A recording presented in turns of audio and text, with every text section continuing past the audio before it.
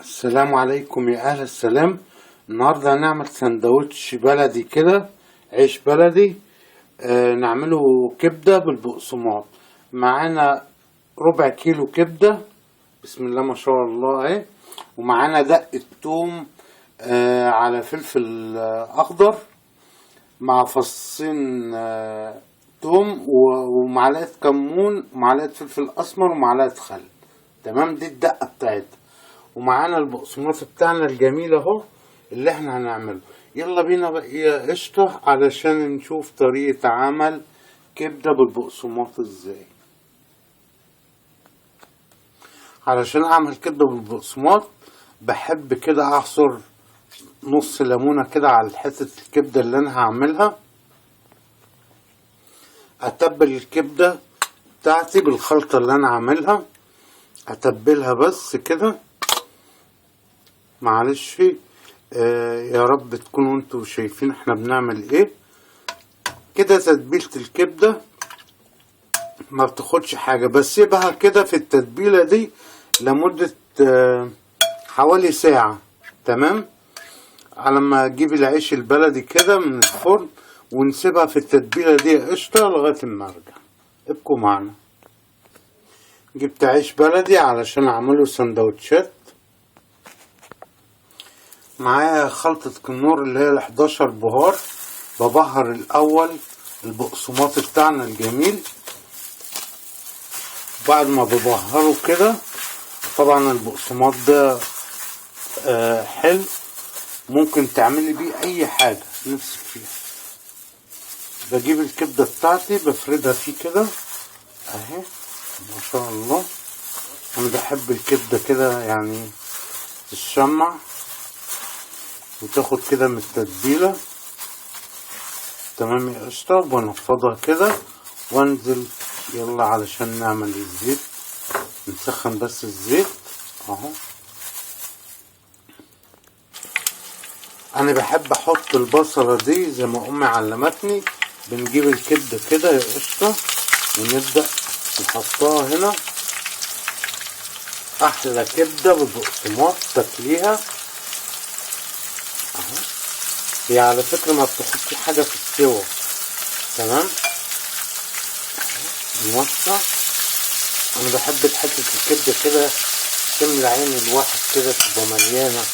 ما بحبش اقطع الكبدة صغيرة.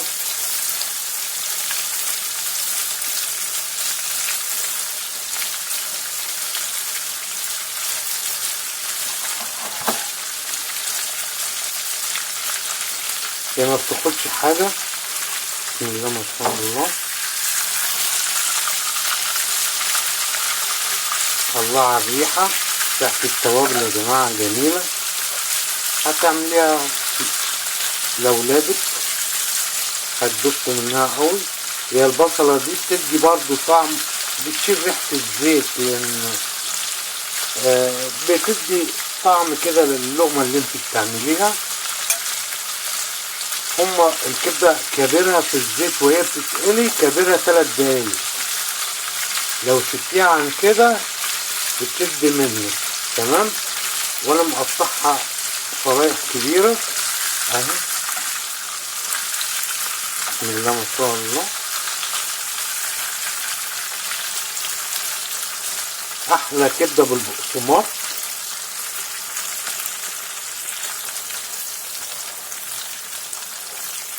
اهي يا باشا، شايفين بسم الله ما شاء الله. نطلعها كده على حاجة مصفى. لو حطيتيها على مناديل هتبقى طرية، لكن انا عايزها تبقى مقرمشة كده. شايفين بسم الله ما شاء الله. حط الوجبة التانية، بسم الله ما شاء الله.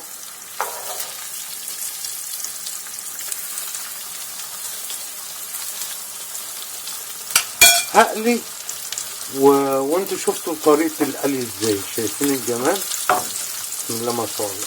كابرها هنا في الزيت فوق وتحت، دقيقة ونص تحت ودقيقة ونص فوق. هتلاقي الطعم طعم احلى من بتاع المحلات كمان. تمام، ما شاء الله. بالهنا والشفا اللي ياكل طريقة عمل كبدة بالبقسماط. بسم الله ما شاء الله اهي.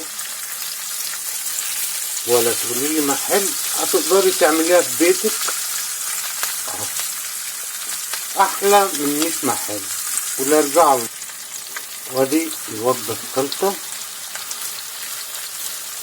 يلا بينا يا قشطة علشان نعمل السندوتشات بقى. شايفين يا بنات؟ بسم الله ما شاء الله اهي. بتروحي حطاها في مصفى، اوعي تحطيها على مناديل ورق علشان مش تترمي. وادي الربع كيلو كبده اللي احنا عملناه. بسم الله ما شاء الله.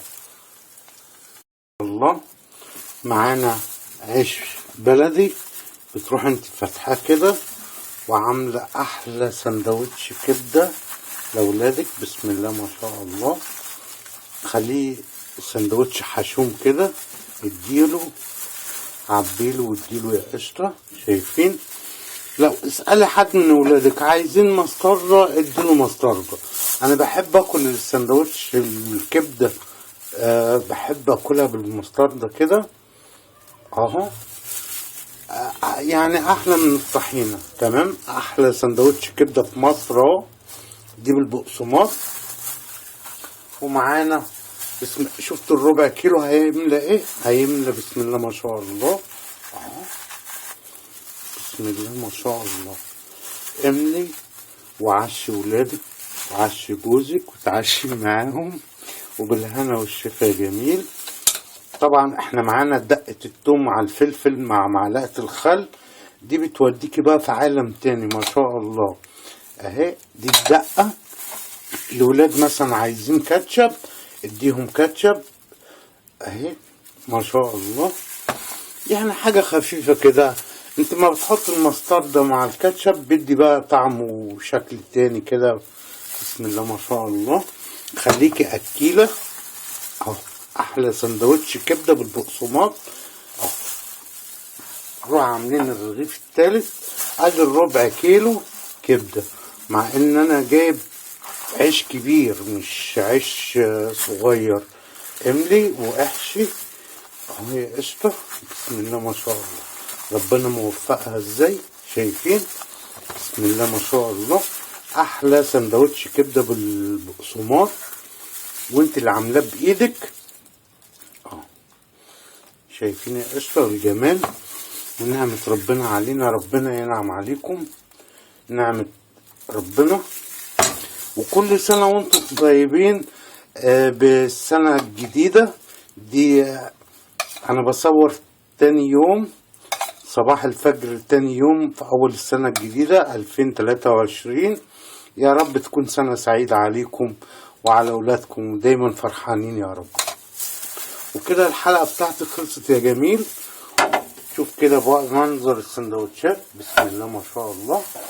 وكده عملنا احلى سندوتش، احلى سندوتش كبدة بالبقسماطية. شايفين؟ بسم الله ما شاء الله. سندوتش مليان بربع كيلو كبدة ولا اكتر ولا اقل. يلا نشوفكم بقى في وصفة تانية، والسلام عليكم ورحمة الله وبركاته.